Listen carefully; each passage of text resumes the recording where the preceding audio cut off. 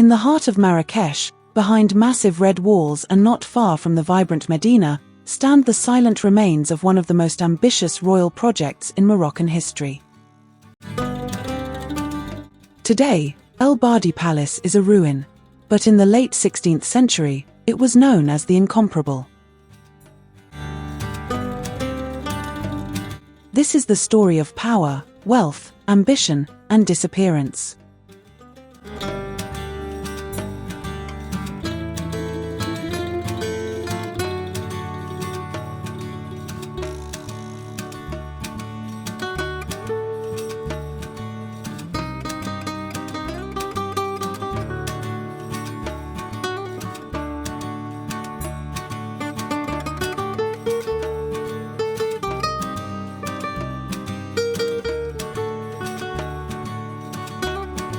The story begins in 1578, after the Battle of Alcácer-Quibir.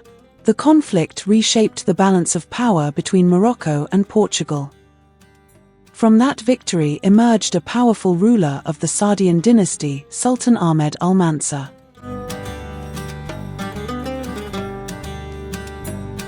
Determined to demonstrate Morocco's strength and independence, he envisioned a palace that would rival the greatest courts of Europe and the Ottoman world.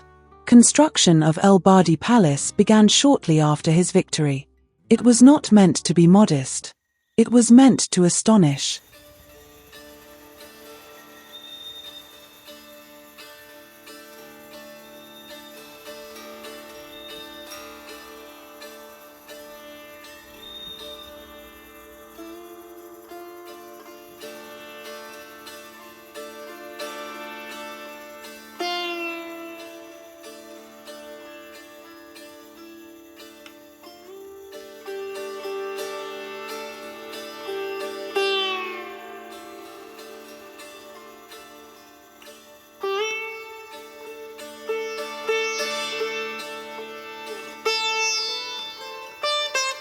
Beneath the vast courtyard and the grand pavilions lay a network of underground corridors and chambers. These passageways formed the functional backbone of the palace.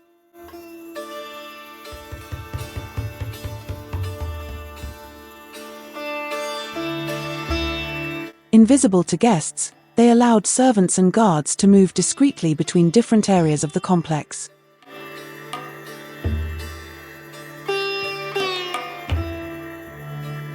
Food prepared in the kitchens could be transported unseen. Supplies could be delivered without interrupting formal events.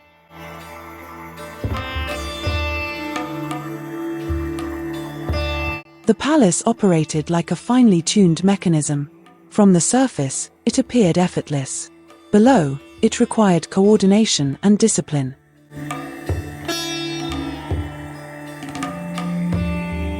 Some of these underground rooms likely served as storage spaces, protecting food and valuable goods from heat. Others may have functioned as service corridors connecting kitchens, baths, and private quarters.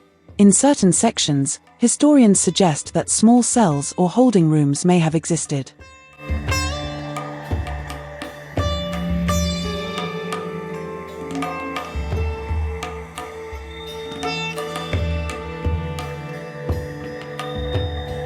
The contrast was striking.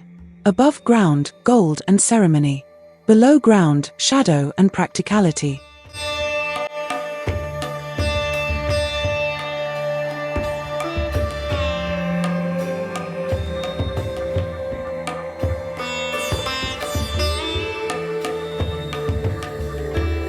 The underground corridors were cool, even during the intense Moroccan summers. Thick walls insulated the chambers. Sound echoed differently below the surface. It was a world of work rather than spectacle.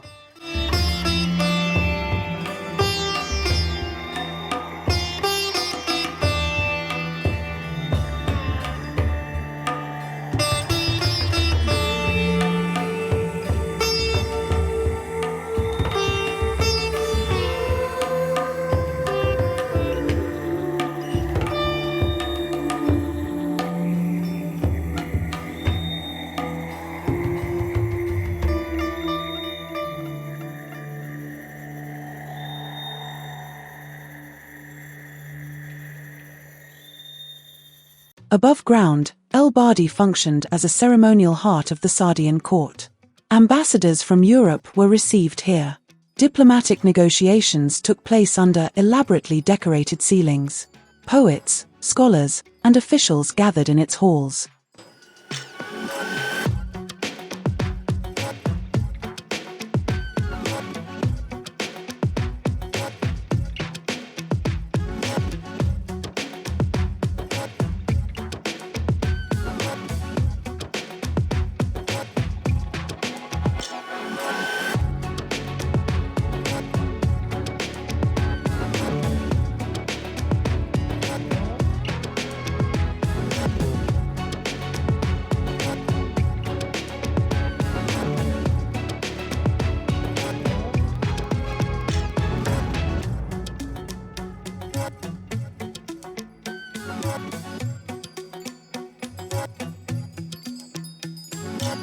The Sultan's court was known for its refinement and intellectual culture.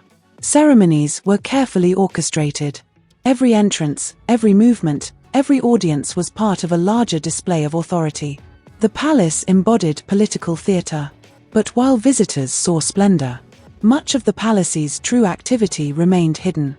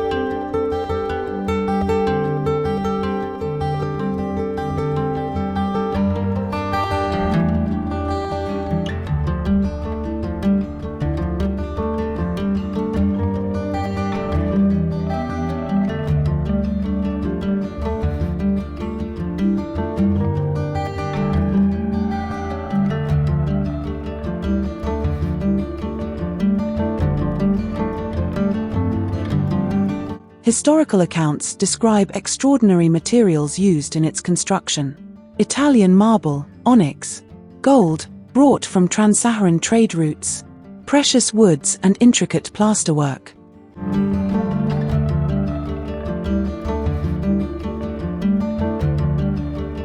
Artisans were invited from across the Islamic world, from Andalusia, from the Maghreb, and beyond.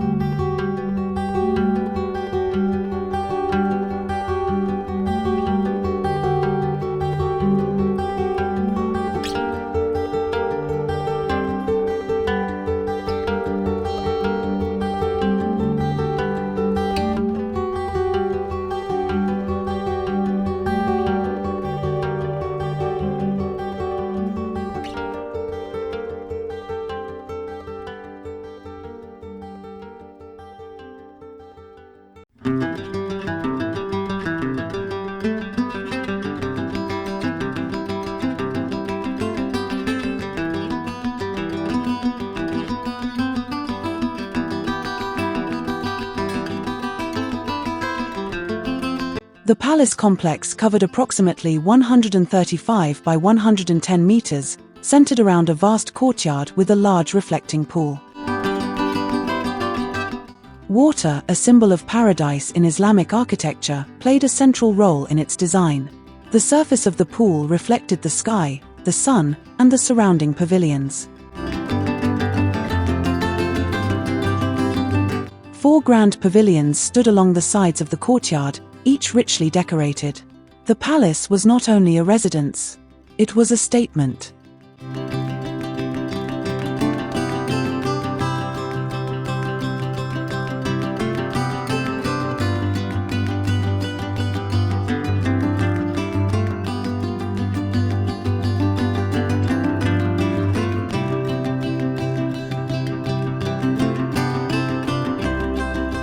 Life inside ElBadiPalace extended far beyond official ceremonies. The Sultan's household included advisors, scholars, servants, guards, and members of the royal family.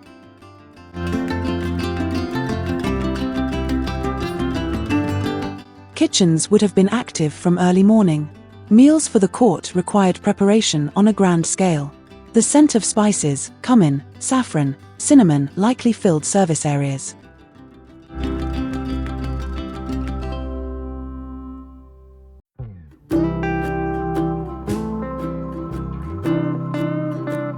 Water systems ensured fountains and pools remained functional.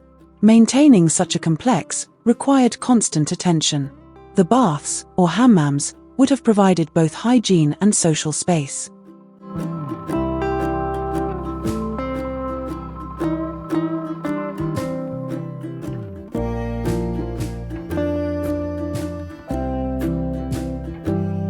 Private chambers offered moments of rest and strategy. El-Badi was not only a symbol of power, it was a living organism. Each corridor, each room played a role in sustaining royal authority.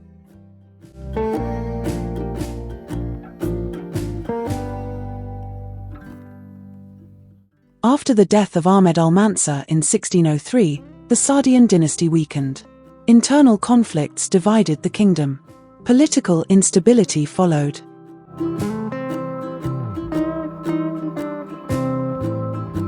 In the late 17th century, a new ruling dynasty rose to power.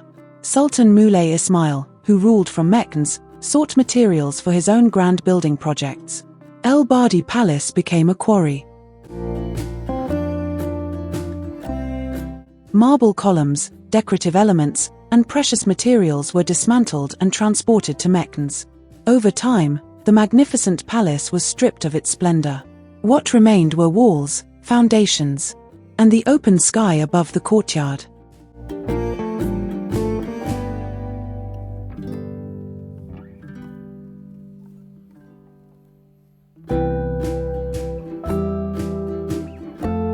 Today, visitors walking through ElBadiPalace encounter a vast open space framed by massive earthen walls. The reflecting pool remains dry, yet its outline is unmistakable. Storks often nest atop the high walls, a striking image against the red architecture. Visitors can descend into parts of the underground chambers. The temperature drops. The light softens. Footsteps echo in narrow corridors. These spaces offer a rare connection to the working heart of the palace.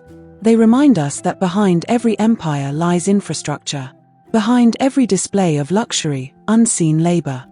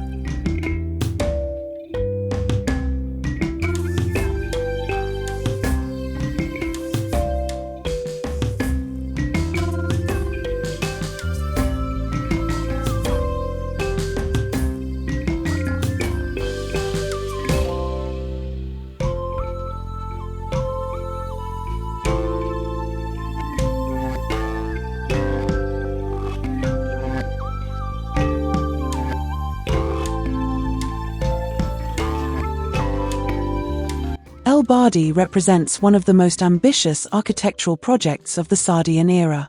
Though largely stripped of decoration, its scale remains impressive. The vast proportions of the courtyard emphasize openness and symmetry.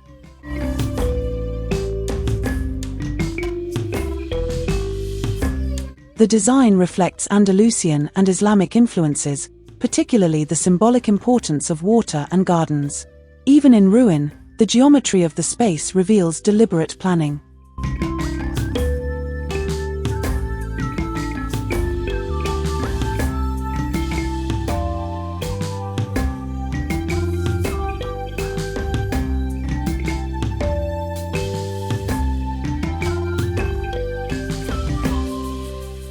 Archaeological research continues to provide insight into its original structure.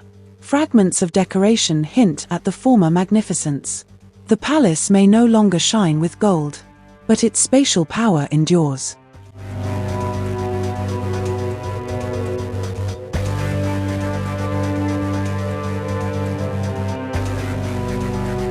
ElBadiPalace tells a story larger than its walls. It speaks of ambition, of a ruler determined to place his kingdom on the world stage. It speaks of craftsmanship, of artisans whose work once dazzled visitors. And it speaks of impermanence.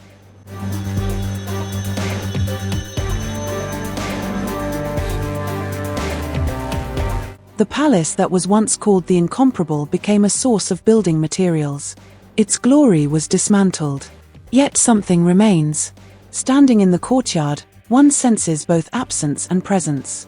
Absence of decoration, presence of history.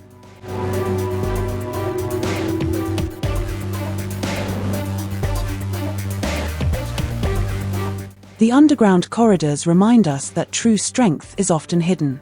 The vast open sky above the ruins reminds us that time reshapes all things.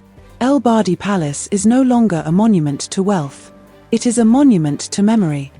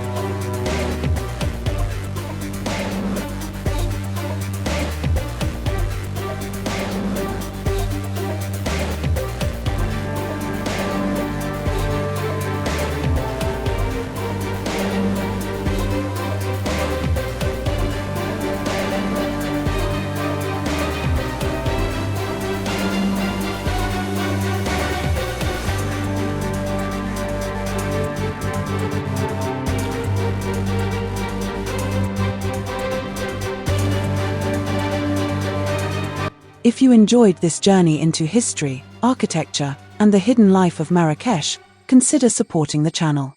Like this video if you appreciate in-depth documentary storytelling. Subscribe for more historical explorations from around the world.